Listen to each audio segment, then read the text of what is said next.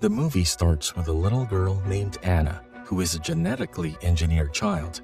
She says that unlike other babies, doctors designed her for a particular purpose, and that Anna's entire life has been dedicated to curing her sick sister, Kate. Anna is born with the purpose of donating her organs to her sister.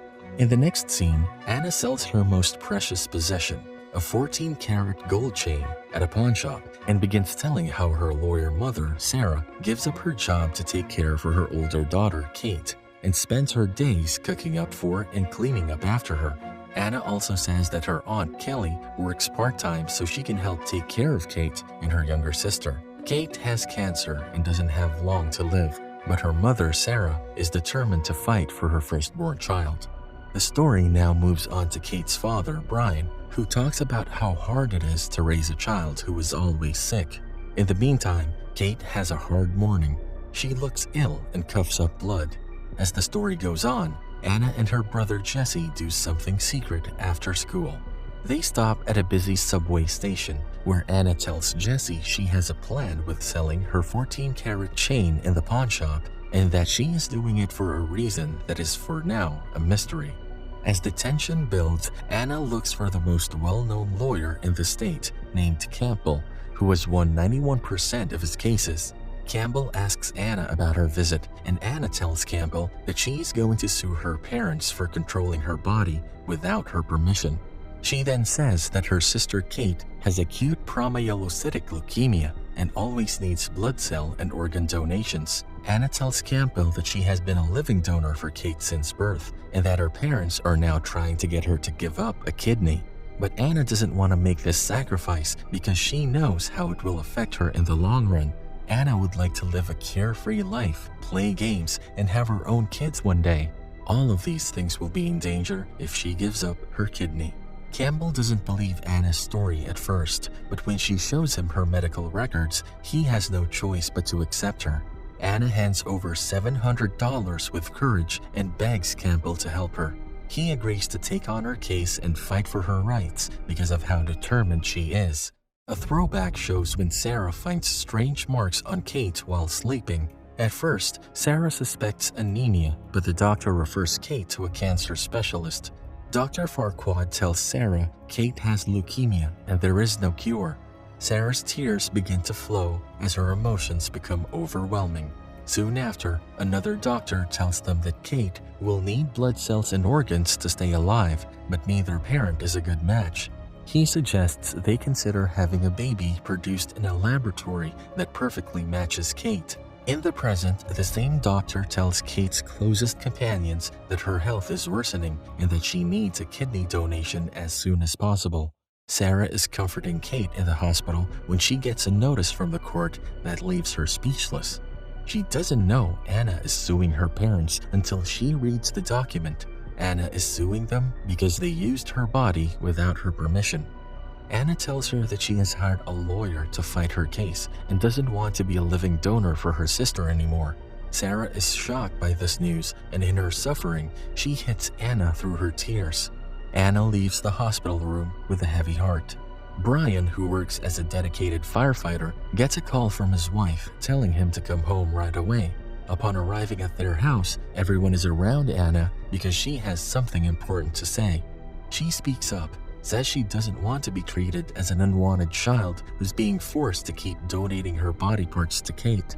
Anna says she no longer wants the kidney transplant and wants to live a long, worry-free life. She says that the doctor told her about the risks of the transplant and how careful she will need to be for the rest of her life.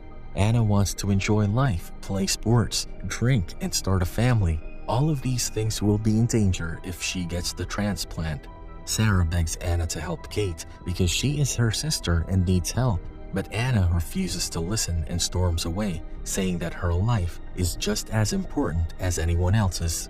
Despite the tension, Brian sees things from Anna's point of view and doesn't try to stop her from leaving. Later, Brian brings Anna to his workplace to lighten up her mood. Everyone at the workplace loves Anna, and she spends quality time there. After some time, Sarah arrives and talks with Brian about the kidney transplant. Brian tries to make Sarah understand that Anna decides whether or not she wants to donate her body parts and mentions that she's no longer a child to force everything upon. The next day, Sarah visits Campbell's office and tells him that the case he's fighting for Anna makes no sense. Sarah even states that Anna's just 11 years old and the state has no laws for emancipating a minor less than 14. Campbell opposes her statement and tells her that despite Anna's early age, she too has the right to fight for herself. When Campbell asks Sarah if she thinks she has taken everything too far against Anna, Sarah leaves the office, telling him that she will see him in court. After the fight, Kate hides under her covers and doesn't want to face the sunlight. Brian gently pushes her to get up, telling her how important it is to get fresh air and walk around. Kate eventually tells everyone how tiring being sick is and how she feels depressed by her constantly worsening looks. She fears what her family might think of this, but the worsening effect of the chemo has become too much to bear alone. After hearing this, Sarah cuts off her own hair unselfishly to make Kate feel better. It helps, and Kate's mood starts to lighten up. Afterwards, the family spends the day together in the local park, capturing the moment with photos. Later, Kate looks through a scrapbook she made about her family in the hospital room. She feels terrible that her illness has put a strain on everyone, especially on her dyslexic brother Jesse. The next day, Sarah and Campbell run into each other in court, then go to the judge's office to talk to her. When the judge hears about Anna's case, she decides to speak to her directly to understand her point of view better. The judge asks her what Anna wants. Anna explains to her that she is done with having parents dictate what to do with her body. In another scene, doctors tell Sarah that Kate's body no longer responds to treatments and medications. They tell Sarah that her immune system is getting worse and she is nearing the end. Kate watches the conversation from her hospital room, fully aware of what will happen to her. Still, Sarah can't accept that Kate is dying because of the strong love she holds for her daughter. She wants to save her no matter what. When the doctor suggests that Sarah and Kate spend time together at home, Sarah lashes out, demanding they proceed with a transplant. Meanwhile, as Kate looks through her special scrapbook, she comes across a photo of Taylor, her first love. Taylor was another cancer patient Kate met one day while waiting for her chemotherapy. Kate and Taylor hit it off right away. They exchange phone numbers and make plans to hang out. Kate finds comfort and happiness in Taylor's company, who is there for her through thick and thin.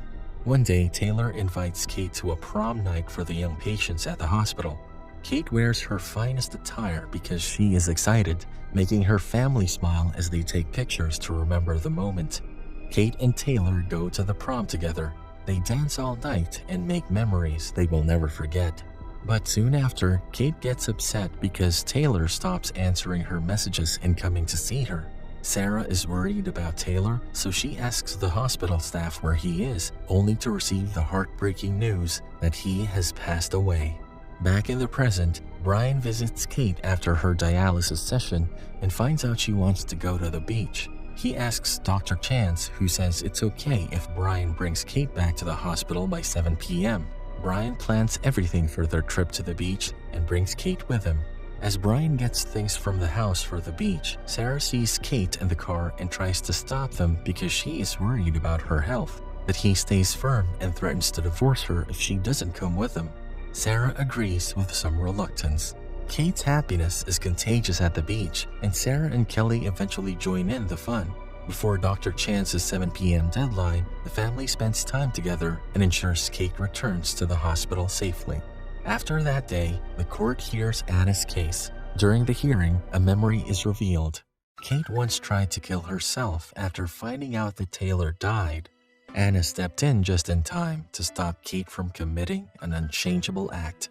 In court, Sarah asks Anna questions because she thinks someone is trying to get her to stop giving Kate organs. As things worsen, Jesse steps in and tells Anna to tell the truth. Even though Anna tries to stop him, Jesse tells him that Kate wants to die and Anna is carrying out her sister's wishes. Sarah is initially shocked, but when Brian backs up Jesse's claims, she comes to terms with the news. Meanwhile, Campbell unexpectedly collapses, later revealed to be epileptic. He took Anna's case because he felt terrible that, like him, she didn't have control over her body. Once Campbell gets better, the court case will continue. Back at the hospital, Brian orders pizza to lighten the mood. Eventually, Kate requests everyone leave except Sarah. Alone with her mother, Kate gives her a scrapbook and says she is ready to die. Sarah holds Kate's hand as she lies next to her with tears running down her face. That night, Kate passed away while being held by her mother. The next day, everyone is crying at Kate's funeral. A few days later, Mr. Campbell sees Anna and gives her papers that prove they won in court and that he still has a 91% success rate. Campbell is kind and offers to help Anna anytime she needs it. At the end of the story, Anna talks about how their lives have changed since Kate died. Sarah returns to work as a lawyer, while Brian takes early retirement and starts mentoring at-risk youth. Jesse gets a scholarship to a prestigious art school in New York.